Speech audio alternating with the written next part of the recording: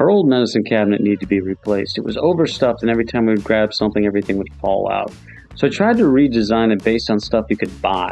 There were all these different systems, but all of them were for really deep cabinets and not something shallow like a medicine cabinet.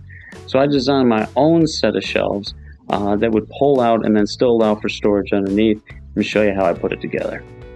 So I used a 3/4 straight bit on my router, and I built the whole thing out of 3/4 industrial plywood. I knew I was going to paint it, so I didn't get a real high grade of furniture stuff, and it worked just fine for what I was trying to do. I used a fence set up and clamped down, and that way I could run all my dados, and they turned out pretty straight and pretty clean, and I did both sides at the same time. Then, using some tight bond, I glued those things up and clamped them overnight, and that's how I set all the shelves on the basic box for the cabinet, which is a pretty standard way of doing it.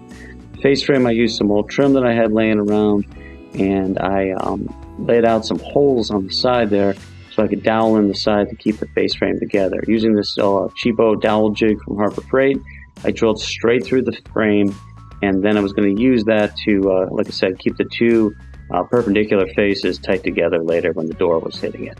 And I did that for all four sides, the top and the bottom. When I was ready to go, I set biscuits on the box there to attach the face frame, and about 4 on the side and about 3 across the top. And then I clamped both my sides first and let those dry overnight, and then I did the top and bottom after the 2 side frames had dried. When I was ready, I glued everything up, and then I was going to set my dowels. I did pound those through the face, which again, some people probably don't like because you do sort of see the dowels, but I used those previous holes as my guide, and then I used 1/4-inch dowels to attach the side frames with the top frames and cut those off flush with a cutoff saw. And then I did that from all 4 corners, and then obviously I sanded them down later. Now this is my little shelf that swings out here, and I built those out of poplar and some extra trim material I had laying around, shot them together with brads and glued everything, and then sanded it all flush with a random orbital sander. At the top and the bottom I drilled 1/2-inch holes, and then I was going to use dowels as my hinge points to allow these shelves to swing out, to allow for storage behind them. When I drilled my holes in both the top and bottom shelf, I did clamp a scrap piece underneath them to prevent blowout, so I had clean holes on either side, and I just used a regular old 1/2-inch spade bit. And then a regular 1/2-inch dowel rod at the top and the bottom, cut so it just protruded into those holes and allowed for a nice hinge point for those shelves so they could swing out nice and clean.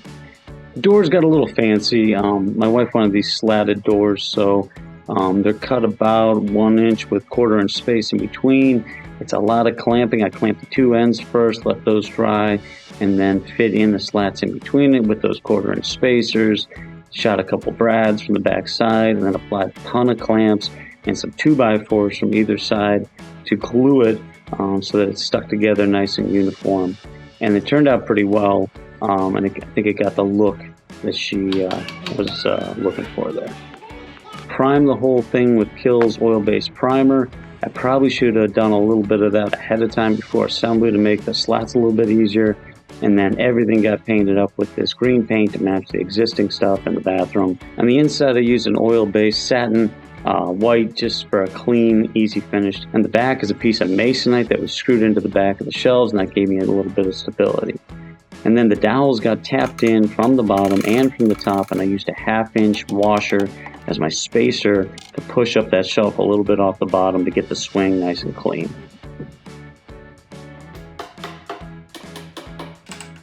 And then to keep the doors nice and square and to give them a stopping point, I bought those cheapo magnetic latches, which latched underneath the shelf and went to that steel pad I put on the shelves.